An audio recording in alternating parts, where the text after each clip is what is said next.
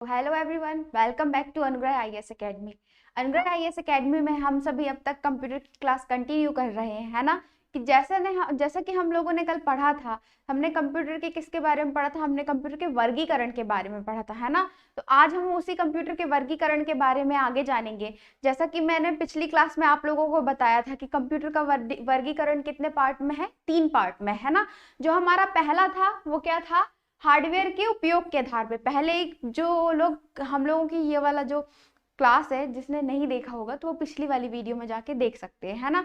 तो हमने पहला क्या देखा था, पहला देखा था हार्डवेयर के उपयोग के आधार पे, है ना। आज का जो हमारा सेकंड टॉपिक है वो हमारा रहेगा कार्य पद्धति के आधार पर, और दूसरा क्या है, आकार और कार्य के आधार पे, है ना। कल हमने देखा था कि जो हार्डवेयर फॉर्म पे, है ना, हार्डवेयर फॉर्म पे जैसे कि हमारा हो गया कीबोर्ड, मॉनिटर, रैम, रोम, ये सारी चीजें कहाँ से आई और किस जनरेशन में आई, ये सारी चीजें हमने किस में देखा था, पिछली वीडियो में देखा था, है ना। आज हम देखेंगे कि उनका कार्य कैसा होता है, मतलब उनकी वर्किंग प्रोसेस क्या है ना, और उनका आकार कैसा होता था। जैसे कि हमने देखा था कि जो हमारा कंप्यूटर है वो स्टार्टिंग में जो उसका आकार देखते हैं हम, वो कैसा था, वो बहुत ही ज्यादा बड़ा था। लेकिन आज जो हम देखते हैं हमारा जो कंप्यूटर का जो आकार है, जो उसका साइज है, वो क्या है, छोटा है ना। तो उस रूप में हम लोग आज देखेंगे और आगे बात करेंगे। तो सबसे पहले हम बात करते हैं कार्य पद्धति के आधार पर कंप्यूटर का वर्गीकरण, है ना। किसके आधार पे, कार्य पद्धति के आधार पे। तो जो कार्य पद्धति के आधार पे जो कंप्यूटर का वर्गीकरण है, उसे 3 रूप में बांटा गया है। कितने रूपों में बांटा गया है, 3 रूप में बांटा गया है। तो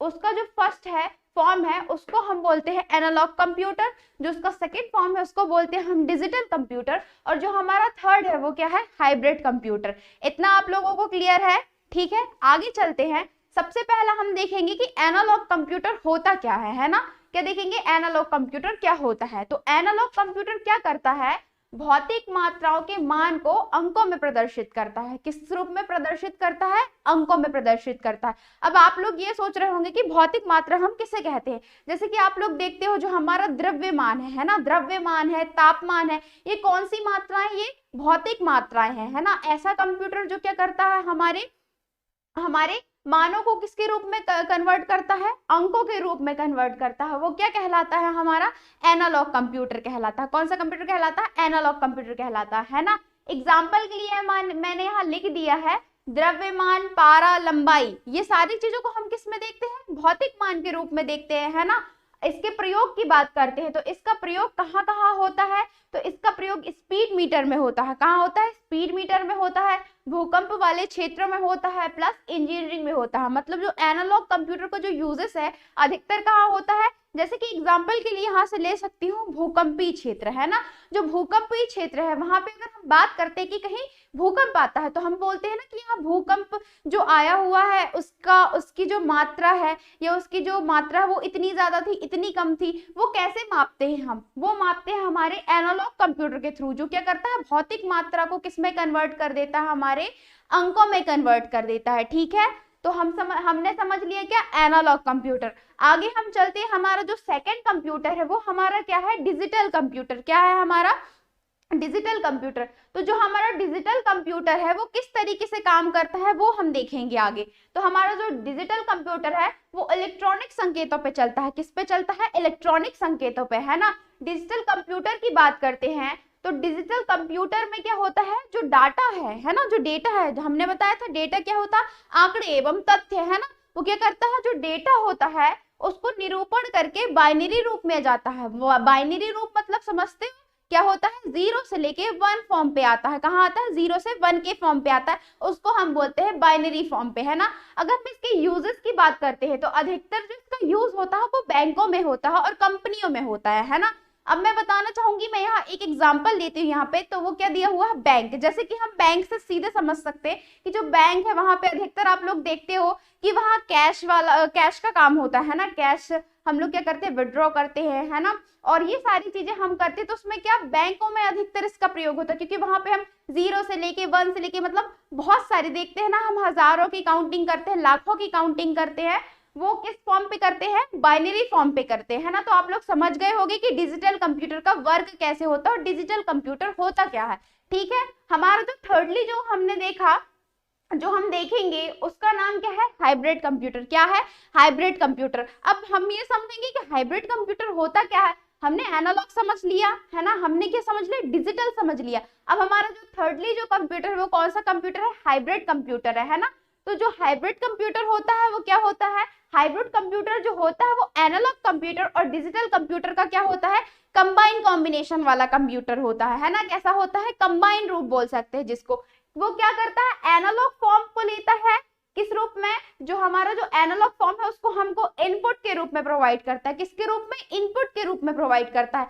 तो आउटपुट कैसे करता होगा वो, आउटपुट कैसे प्रोवाइड करता होगा वो हमको डिजिटल फॉर्म में करता है। मतलब समझ गए ना कि दोनों का कॉम्बिनेशन, एनालॉग प्लस क्या, डिजिटल कंप्यूटर का कॉम्बिनेशन क्या कहलाएगा, हमारा हाइब्रिड कंप्यूटर है ना। उसके लिए मैं आपको बताना चाहूंगी ये वर्क कैसे करता है। जैसे कि अगर मैं एक एग्जांपल दूं कि जो हमारे एग्जांपल के लिए हम ले सकते हैं हार्ट पल्स, है ना। जो हम देखते हैं ना कि जो हम अस्पतालों में जाते हैं तो क्या होता है, हार्ट पल्स चेक करते हैं ना। तो जो क्या करता है, उसकी जो माने होती है, जो हम हमारी पल्स रेट दिखते हैं वो किस किस फॉर्म पे देखते हैं, हम भौतिक मात्रा के रूप में देखते हैं, है ना। लेकिन जब हम उसको लेके आते हैं, जब उसका हम आउटपुट लेके आते हैं तो वो किस फॉर्म पे लेके आते हैं, डिजिटल फॉर्म पे लेके आते हैं। मतलब कि हम बाइनरी वर्ड्स के रूप में लेके आते हैं ना। हम बोलते हैं कि हमारी जो पल्स रेट है वो इतनी अप जा रही है, डाउन जा रही है। हम लोग देखते हैं ना वहाँ जो कंप्यूटर्स होते हैं उसको किस फॉर्म पे देख रहे हैं, भौतिक पे, है ना, भौतिक मात्रा के रूप में देखते हैं उसको, पल्स रेट को। लेकिन जब हम उसको लेके आते हैं, हम बात करते हैं कि हमारा, जैसे कि मैं बीपी की बात कर दूं, हम बोलते हैं हमारा बीपी इतना बढ़ गया। इतना बढ़ गया कैसे बोल सकते हैं हम, क्योंकि उसका जो फॉर्म है वो हमें किस में कन्वर्ट होके मिला, डिजिटल फॉर्म में, है ना। तभी हम बोलते हैं कि इतना होना था और कितना हो गया, इतना हो गया। ठीक है, तो इतना समझ गए होंगे कि हाइब्रिड कंप्यूटर क्या होता है। हाइब्रिड कंप्यूटर होता है हमारा एनालॉग कंप्यूटर और डिजिटल कंप्यूटर का कंबाइंड फॉर्म होता है। ठीक है, अगर हम इसके यूजेस की बात करते हैं कि इसका उपयोग कहाँ किया जाता है, तो इसका उपयोग अधिकतर चिकित्सा में किया जाता है, मतलब हॉस्पिटलों में किया जाता है। नेक्स्ट इसका उपयोग जो किया जाता है रक्षा क्षेत्र में, है ना। कहाँ किया जाता है, डिफेंस में किया जाता है। तो मेरे हिसाब से मेरे को लगता है कि आपको ये हमारा जो दिया हुआ, जो मैंने आपको समझाया है, एनालॉग कंप्यूटर, डिजिटल कंप्यूटर, हमारा जो थर्ड था हाइब्रिड कंप्यूटर, ये इजीली समझ में आ गया होगा, है ना। समझ में आ गया होगा तो हम आगे चलते हैं, है ना। आगे हम बात करते हैं हमारा जो नेक्स्ट है, जो हमारा नेक्स्ट वर्गीकरण है, जो हमारा नेक्स्ट टाइप है, वो हमारा क्या है, आकार और कार्य के आधार पर। क्या है, आकार और कार्य के आधार पर, है ना। तो इसमें हम देखते हैं जो हमारा कंप्यूटर का आकार और कार्य के आधार पे इसे 4 रूप में विभाजित किया गया था। कितने रूप में विभाजित किया गया था, 4 रूप में, है ना। तो पहले था इसमें मेन फ्रेम कंप्यूटर, क्या है इसमें, पहला मेन फ्रेम कंप्यूटर, दूसरा है इसमें माइक्रो कंप्यूटर, थर्डली इसमें है मिनी कंप्यूटर, और फोर्थ हमारा है सुपर कंप्यूटर, है ना। हम इसमें क्या देखेंगे, आकार। आकार मतलब आप समझ रहे हैं इसका साइज। हम जो देखते हैं, मैंने पहले भी डिस्कस किया था स्टार्टिंग में, है ना, कि आकार के मतलब साइज के अकॉर्डिंग देखेंगे, प्लस इसका वर्किंग प्रोसेस, क्या देखेंगे इसका हम, वर्किंग प्रोसेस की कौन सा कंप्यूटर कितना ज्यादा अच्छे से वर्क करता है ना। तो सबसे पहले हम बात करते हैं किसकी, मेन फ्रेम कंप्यूटर की बात करते हैं, है ना।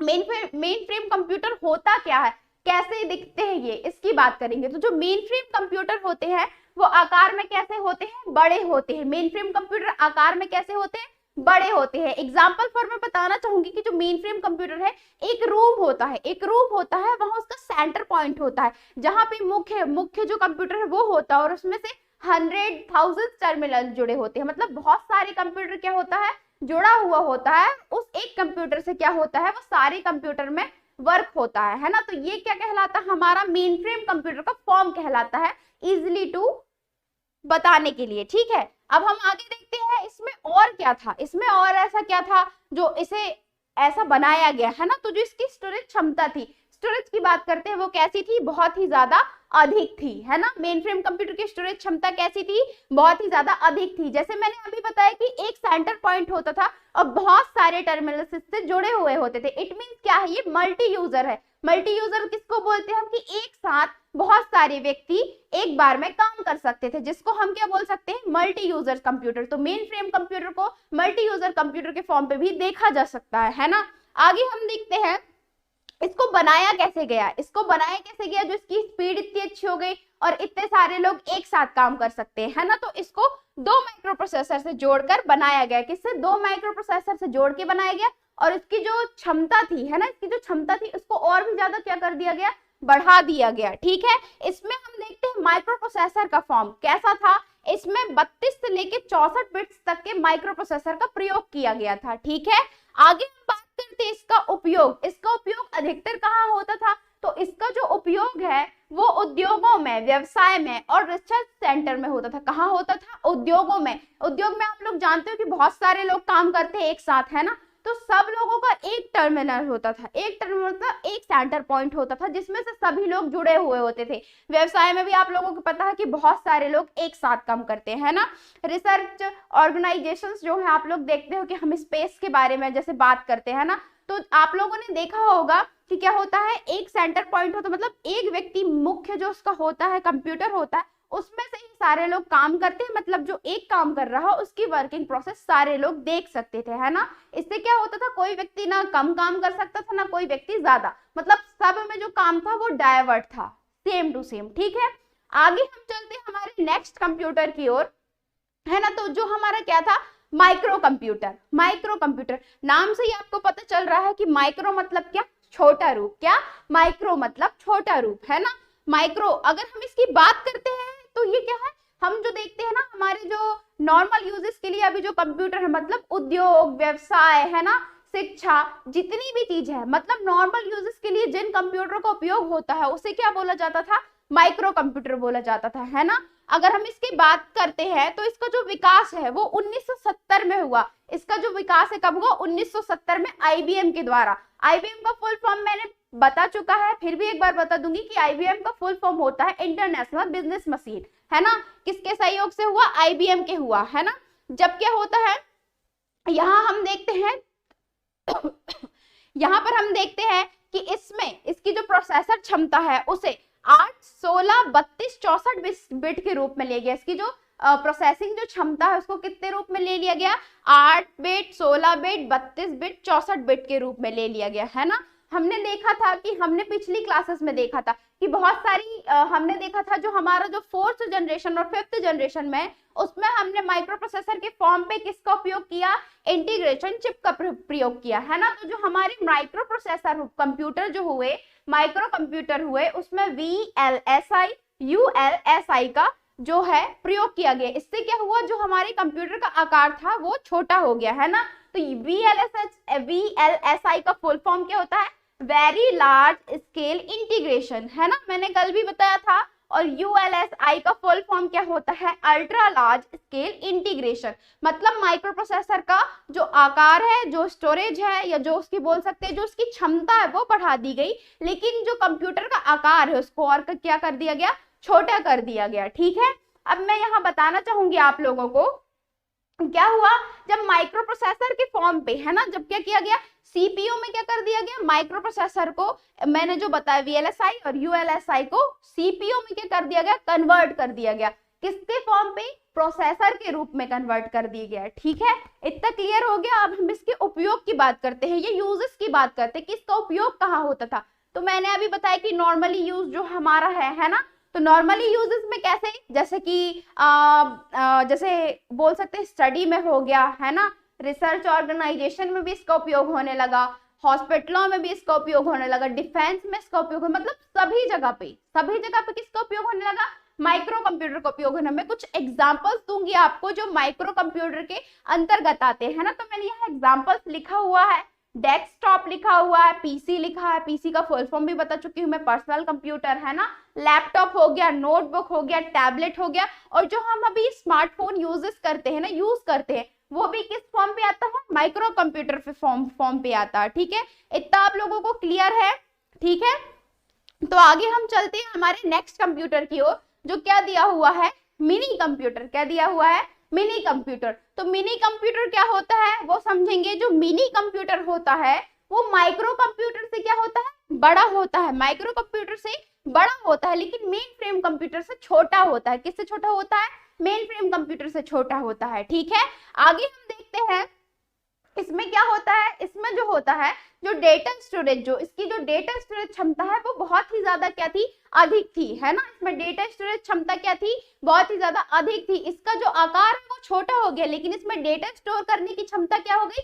बढ़ गई, है ना। अगर हम इसकी बात करते हैं, या इसका विकास, है ना, इसका विकास कहाँ से हुआ? तो इसका विकास 1965 में डीईसी के द्वारा हुआ। किसके द्वारा हुआ? डीईसी के द्वारा हुआ, है ना। इसमें भी क्या क्या होता था, एक साथ बहुत सारे व्यक्ति मल्टीपल काम कर सकते थे। इसको भी हम क्या बोल सकते हैं? मल्टीपल काम करने वाला कंप्यूटर, मतलब मल्टी यूजर कंप्यूटर। ठीक है, आगे हम इसकी और बात करते हैं कि इसका उपयोग कहाँ किया जाने लगा, मतलब इसका उपयोग कहाँ होता था। तो इसका उपयोग हम देखते हैं यात्री आरक्षण में, मतलब जो हम लोग देखते हैं ना सीट वगैरह जो बुकिंग करते हैं, है ना, कि हमें कहीं जाना है, हमको क्या करना, हमारे लिए ऑलरेडी या पहले से ही हमको क्या करना, हमारी सीट बुकिंग्स करना है, इस चीजों में इसका प्रयोग किया जाने लगा। ठीक, ऑफिसों में, कंपनी में और अनुसंधान केंद्रों में किसका उपयोग किया जाने लगा?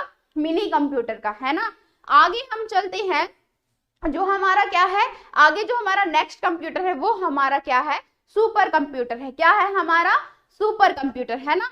तो मेरे को लगता है कि आप लोगों को मैंने जो अभी तक तीनों के बारे में बताया तो वो आप लोगों को अच्छे से समझ में आ गया होगा। जो हमारा नेक्स्ट है वो हमारा क्या है? Super computer. सुपर कंप्यूटर किसको कहते हैं? आपके दिमाग में आ रहा होगा कि सुपर कंप्यूटर होता क्या है ना। तो मैं बता दूंगी कि जो सुपर कंप्यूटर होता है वो क्या होता है। सुपर कंप्यूटर, उसकी स्पीड या उसकी जो गति होती है वो क्या होती है? बहुत ही ज्यादा तेज होती है ना। Comparison to mainframe, micro plus mini, इनके कंपैरिजन जो सुपर कंप्यूटर है उसकी स्पीड कैसी होती है? बहुत ही ज्यादा तेज होती है ना।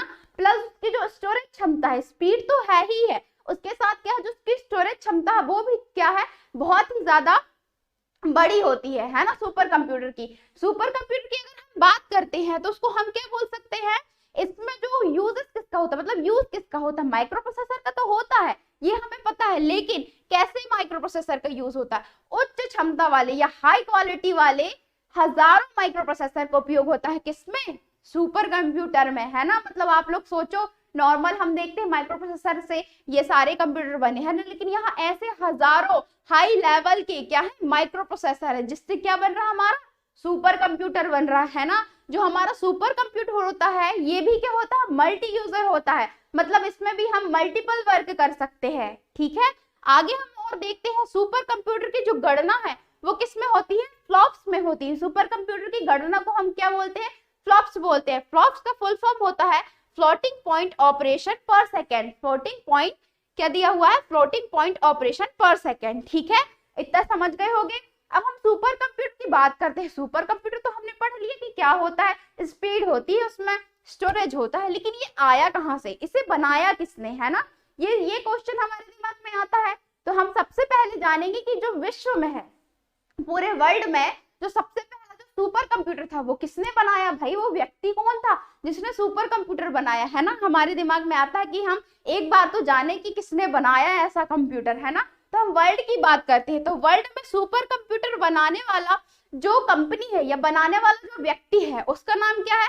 साइमोड कैरी। क्या नाम है? साइमोड कैरी है ना। और उनका एक रिसर्च ऑर्गेनाइजेशन है जिसको बोलते हैं कैरी रिसर्च ऑर्गेनाइजेशन। वो क्या करती है? कैरी रिसर्च कंपनी भी बोल सकते हैं। उनकी कंपनी का नाम है, जिन्होंने क्या बनाया? विश्व में पहला सुपर कंप्यूटर बनवाया, है ना। इतना तो क्लियर हो गया होगा। हमने ये क्या जाना? विश्व के बारे में जाना या वर्ल्ड के बारे में जाना। अब हम देखते हैं हमारे भारत के बारे में। हमारे भारत में भी तो सुपर कंप्यूटर है ना, है ना। तो हम उसके बारे में भी जानेंगे कि जो हमारे भारत में जो सुपर कंप्यूटर है उसको कौन बनाया। अब आप लोगों के दिमाग में चल रहा होगा भाई हमने देख तो लिया विश्व में, अब हम भारत की भी बात जाने की भारत में ऐसा कौन व्यक्ति था जिसने इतना अच्छा कंप्यूटर या उसका इतना तेज दिमाग था कि जिसने क्या बना दिया? सुपर कंप्यूटर बना दिया, है ना। तो भारत में हम देखते हैं, भारत में जो सुपर कंप्यूटर बनाने वाला व्यक्ति है या बनाने वाली जो कंपनी है उसका नाम क्या है? सीडैक। क्या नाम है उसका? सीडैक। जो सीडैक है वो कहाँ है? वो सीडैक जो कंपनी है वो कहाँ पे है? वो पुणे में है। जिसने क्या बनाया भारत में? परम कंप्यूटर। परम जो है भारत का पहला सुपर कंप्यूटर है। क्या है? जो परम है भारत का पहला सुपर कंप्यूटर है, जो किसके सहयोग से बनी? सीडैक के सहयोग से बनी। इसकी जो ये जो कंपनी है ये कहाँ पे है? ये कहाँ है? पुणे में है ना। परम कब बना? सुपर कंप्यूटर जो परम है वो हमारे भारत का सुपर कंप्यूटर कब बना? तो वो बना कब? 1991 में। ठीक है, जिसे उन्होंने नाम क्या दिया? परम 8000। क्या नाम दिया उन्होंने? परम 8000। इतना क्लियर हो गया आप लोगों को। नेक्स्ट अगर हम इसकी बात करते हैं, है ना, अब हमने तो जान लिया कि सीडैक ने बना दिया, लेकिन कौन था भाई सी रैक में रहने वाला व्यक्ति, कौन था जिसने इसका संचालन किया, या इसको निर्देशक बोल सकते हैं ना कि कौन था जिसने बनाया। तो उसके जो निर्देशक हैं उनका नाम है विजय भास्कर। क्या नाम है उनका? विजय भास्कर। तो मतलब सीधा सा है कि जो परम कंप्यूटर्स का बनाने का श्रेय किसको जाता है? विजय भास्कर को जाता है ना। अभी तो हमने देखा कि कब बना, 1991 में, लेकिन अभी प्रेजेंट की अगर हम बात करते हैं तो इसके अलावा भी हमारे भारत में और भी कंप्यूटर, सुपर कंप्यूटर्स बने। जैसे कि मैं बताना चाहूंगी एक और जो हमारा सेकेंडली सुपर कंप्यूटर है उसका नाम क्या है? परम पदम। क्या नाम है? परम पदम, जिसे 2003 में बनाया गया। कब बनाया गया? परम पदम को कब बनाया गया? 2003 में बनाया गया। और जो हमारा एक और है, एक और परम पदम के बाद भी बनाया गया परम सेकंड। क्या बनाया गया? परम सेकंड, जिसको 2013 में बनाया गया। कब बनाया गया? 2013 में बनाया गया, है ना। अगर मैं इसकी बात करती हूँ तो इसे किस में नापा जाता है? 1 टेराफ्लॉप्स में। 1 टेराफ्लॉप्स में नापा जाता है इसकी स्पीड को, ठीक है। 1 टेराफ्लॉप्स यानी क्या होता है? 1 खरब गणनाओं को क्या कर सकता है? ये 1 मिनट में काउंट कर सकता है। आप सोचो कि 1 खरब गणना क्या होता है, 1 लाख खरब गणना क्या होती है ना। हमारी काउंटिंग कहीं नहीं है, कहीं भी नहीं है, इतना फास्ट होता है सुपर कंप्यूटर। इसलिए बोलते हैं कि सुपर कंप्यूटर क्या है? सबसे ज्यादा तेज चलने वाला कंप्यूटर है ना। तो आप लोगों ने देखा हमारे आकार और कार्य के आधार पे कंप्यूटर कितने थे? मेन फ्रेम, माइक्रो, मिनी और सुपर, है ना। तो ये 4 हो गए। और यहाँ पे हमने देखा एनालॉग, डिजिटल, हाइब्रिड कंप्यूटर देखा, है ना। तो आई होप, मेरे को लगता है कि ये सारी जो आपको मैंने बताया इन सारी चीजों के बारे में, तो ये आप लोगों को अच्छे से समझ में आ गया होगा, है ना। तो मिलते हैं अब हम नेक्स्ट वीडियो में नेक्स्ट टॉपिक के साथ। जब तक आप अच्छे रहिए, और हमारी वीडियो अगर अच्छी लगती है आपको तो लाइक करें, शेयर करें और चैनल को सब्सक्राइब करें, है ना। धन्यवाद।